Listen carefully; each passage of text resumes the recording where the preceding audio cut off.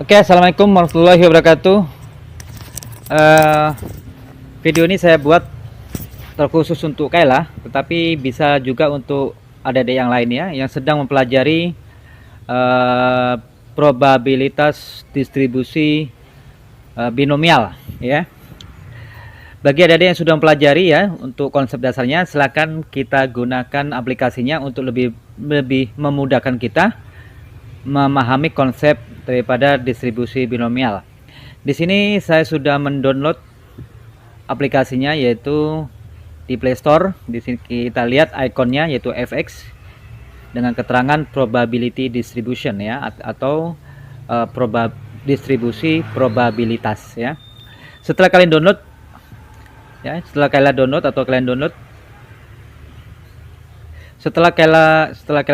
silakan diklik, dibuka aplikasinya. Di situ akan ada muncul yaitu probability distribusi. Silakan pilih distribusi apa yang akan kita gunakan. Di sini karena kita akan pelajari binomial, silakan kita klik binomial.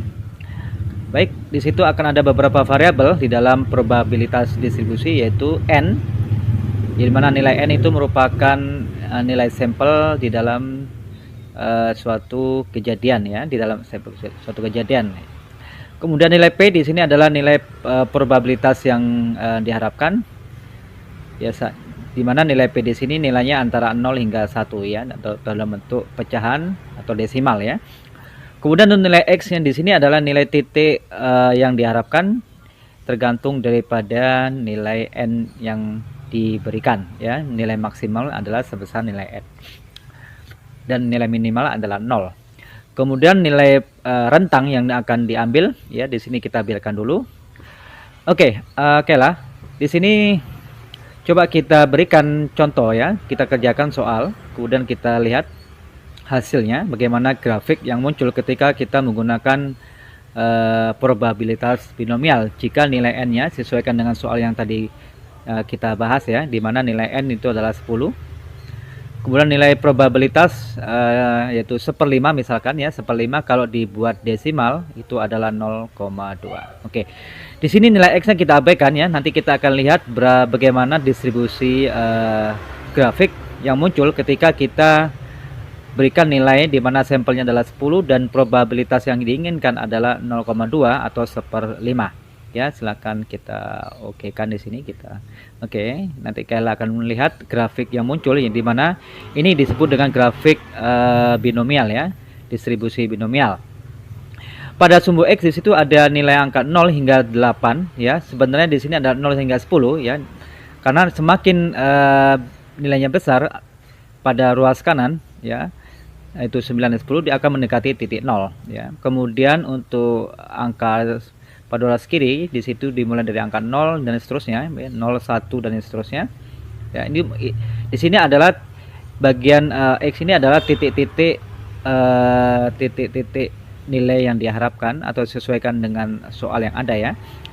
Kemudian pada sumbu y-nya di sini adalah nilai-nilai hasil probabilitas yang disesuaikan dengan nilai titik x yang diambil ya, disesuaikan dengan soal yang ada. Misalkan kita masukkan nilai x di sini adalah nilai 1 ya. Kemudian pada kolom merah di sini ada p dalam kurung x sama dengan x ya. Itu artinya jika x sama dengan x berarti yang diminta adalah ketika probabilitas itu berada di x sama dengan 1 ya, x sama dengan 1. Kalau kita klik akan muncul bahwa ketika kita memberikan nilai x sama dengan 1 ya, grafik yang dipilih adalah grafik yang berwarna pink ya. Di situ muncul bernilai 0,2688 0,26844 ya.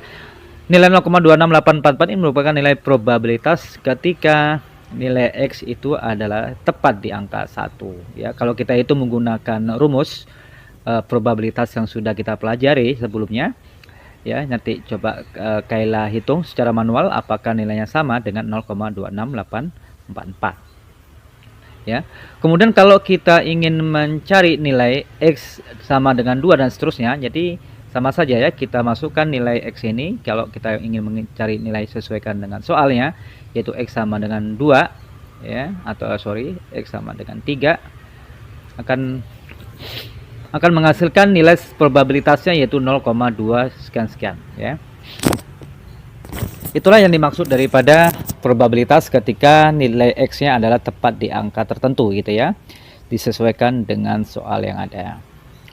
Lalu bagaimana kalau kita ingin mencari nilai-nilai probabilitas ketika memiliki rentang ya, misalkan kita inginkan rentang di bawah 3 ya. Kalau kita lihat pada grafik, kalau di bawah 3 itu berarti kalau Mas berikan di sini, misalkan Mas klik grafik di titik 0 ya, kita di situ akan muncul ya, saya ulangi. Nah, di situ akan muncul P X sama dengan 0 bernilai 0,107 sekian ya.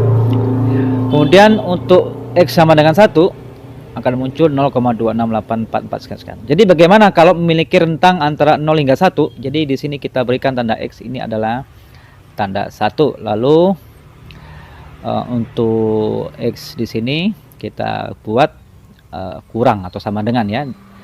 Pilihannya ada pada nomor 2, yaitu X besar kurang atau lebih kecil daripada X kecil. Oke, itu artinya ya, arti daripada X lebih besar kurang daripada X kecil itu artinya kita mengambil titik probabilitas ketika rentang itu adalah 0 hingga 1, sehingga untuk mencari probabilitasnya adalah menjumlahkan kedua grafik, yaitu ketika X sama dengan 0 dan ketika X sama dengan 1, di mana jumlahnya adalah 0,37 sekian. Ya, oke lah, itulah penjelasan yang bisa kita pahami ketika kita menggunakan aplikasi dan kita again-kan atau kita cross check kan ketika kita menjawab soal-soal secara perhitungan manual ya. Jadi nanti kalian bisa hitung secara manual dengan menggunakan rumus yang sudah kita pelajari. Oke, misalkan kita ambil lagi ya, bagaimana kalau X itu adalah di atas suatu rentang tertentu ya. Misalkan kita ambil angka di sini, nilai X di sini tidak boleh melewati dari angka 10 ya, karena nilai sampel yang ada cuma 0 hingga 10 ya. Jadi tidak boleh melewati daripada 10. Misalkan kita ambil nilai X itu adalah 5 ya. Kita menginginkan bahwa nilai probabilitas itu di atas X yang 5 ya. Jadi ketika kita mengambil data X yang lebih besar 5, sebelum kita ambil di sini ya, di sini X lebih besar, jadi kalian klik pada nilai probabilitasnya, pilihannya di sini adalah X lebih besar, X besar lebih besar daripada X kecil ya. Di sini pilihannya adalah pilihan ke nomor 3 ya. Oke, jadi lihat di situ bahwa nilai jika X-nya lebih besar atau di atas 5, maka nilai probabilitasnya adalah jumlah daripada grafik-grafik antara titik 5 hingga titik ke 10, di mana totalnya jika kita lihat hasilnya di sini adalah 0,03279 ya. Nanti coba Kayla cross checkkan pada perhitungannya secara manual. Baik ya, Kayla. Jadi itulah penjelasan bagaimana kita menggunakan aplikasi ini untuk lebih memudahkan kita mempelajari konsep-konsep dasar daripada distribusi binomial.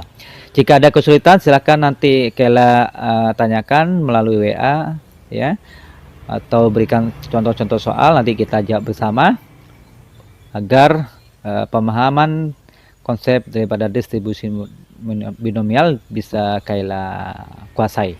Oke, sekian penjelasan video saya. Buat adik-adik yang lain mungkin bisa juga menyimak penjelasan ini,